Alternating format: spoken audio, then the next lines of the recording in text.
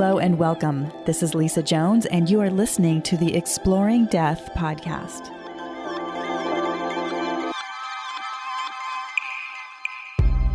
Hello and welcome to the Exploring Death podcast. Today, I have Elizabeth Phinney with me. She became a mom 30 years ago on August 24th, which happens to be today as we record this podcast. What timing? At that time, she was the founder and president of a multi-million-dollar management company for meetings and incentives in Boston, Massachusetts. This day, 30 years ago, she was in the middle of a 1,200-person program that repeated itself every 3 days over a period of 3 weeks. Her son, Blake, was born on that first day of the 8th program, or thereabouts. Well, let me pull some cards for you. How about that? I think that's a good cool. time. I love it. Yep. Let's do a little reading and see what Spirit has, speaking of signs and synchronicities and all sorts of things. So, okay. It's always so fun. All right. So, well, the first one, this is funny. Usually the first one is the blockage card, which is playfulness, which I don't know, that doesn't really make sense to me because we're being so playful about this, but maybe it's just even more. I mean, we think we're being playful, but I think Spirit wants us to know this is just the tip of the iceberg of the comedy and the playfulness that Spirit has for us and with us. What do you think? Well, I think that based on what we've been talking about, I mean, that we have to go there. We have to allow it to be playful. Yes. That to me is the confirmation. Yes. That the track we're on is exactly the track to be on. That's right. Yeah, that's right. I love it. Yeah, you're right. I think that's where the block is not that, we're blocked per se, but just the message for people listening right now that, they're the playfulness. And that's what's so funny. Even when I've done the stage shows and I'm just channeling, I mean, they're comedians. I mean, they say the funniest things and my God, you can't make it up. Like I said. No, you can't. And they love it when they're funny. That's right. Oh, I know. Yeah. They just think it's hilarious. Oh my gosh. Well, so the action card is grace, which I just love. So, the grace is just allowing, right? Just allowing for each one of us to be where we're at in each and every moment and to not expect, to not be grasping, to not I think for me, I'll speak for myself that sometimes I want things to be different, I wish my husband hadn't died, or I wish, this hadn't happened or that hadn't happened, but it's just the grace that's happening. Each and every moment is perfect in and of itself. And I love that you've been able to embrace your son's death to truly the point of realizing that you wouldn't have had the life that you have now if he had been alive. And and not that it is right or wrong. It wouldn't be what it is. Right. Right. Well, and to recognize, and my youngest and I have, because they were soulmates. There was no question. My youngest and my oldest, they looked alike, Blake and Blair, right? Their names. Right. But she was saying that, I just lost it. Okay, that's okay. Okay. I lost it. Okay, they were soulmates. But they were soulmates. Yeah. I know. Well, I'll go back to the grace thing. Sure. That was something. Yeah. Is that with the grace comes the acceptance and recognizing that this is about transition. Yes. They go away from the physical life, but they're here. They're just in a different plane.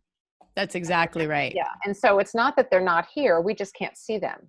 But they're always here. And so his grace for me is always around.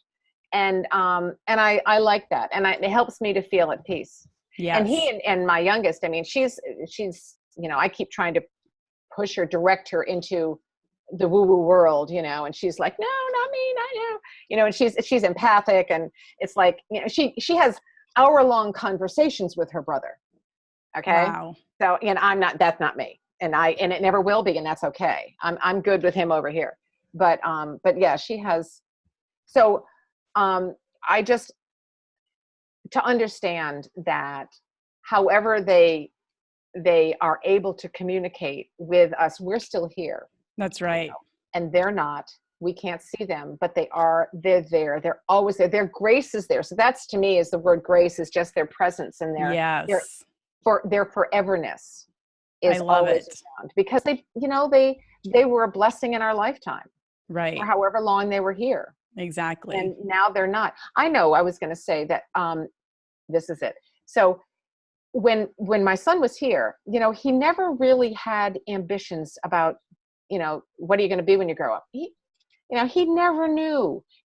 His father was trying to push him into the film business, and, but he really didn't have any particular, there was nothing he was crazy about at all. And of course, so my youngest is always just saying, well, Mom, he knew he wasn't going to be here long. So why have all that stuff fill up your brain if you weren't going to use it anyway? It's wow. like, oh, okay, that makes sense. But his life was hard. This is something else that I think is important. His life was really hard. His whole life. I mean, at 4.5, I left his father. And his father and Blake were they were so intertwined, because that's how his father made it. And so the every other week visitation, he made it even more that way. And it was a negative talk about me. It was a nightmare.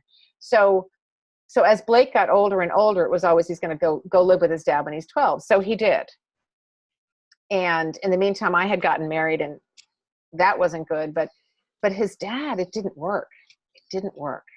And so that made it even worse. So we had, drugs and alcohol and suicide attempts and psychiatric hospitals and expulsions from school and into a special school and another special school and then a residential facility. And I mean, it was just, and finally, when his senior year in high school, his cousin, who was an adult at that point, his cousin stepped forward and said, I will take him.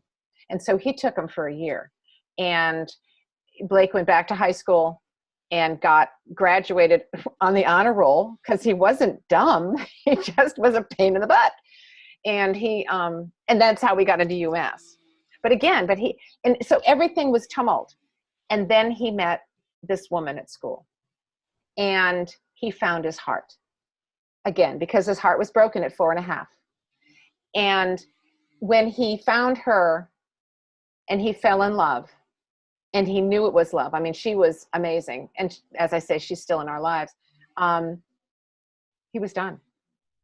He was done. It was time. I mean, literally, when he and she made the decision to stay together and everything, it wasn't even 2 months before he was dead. Wow. Yeah. And they were going to travel Europe. I mean, it was just, and she's brilliant also. And it's so, my heart so breaks for her. Mm-hmm. So still, it's really, it's just, I'm so sorry for her, because this wasn't her plan. Right. She envisioned being with Blake for the rest of her life. Right. And that didn't happen. So, but I of course, the next day I told her, I said, you gave him love.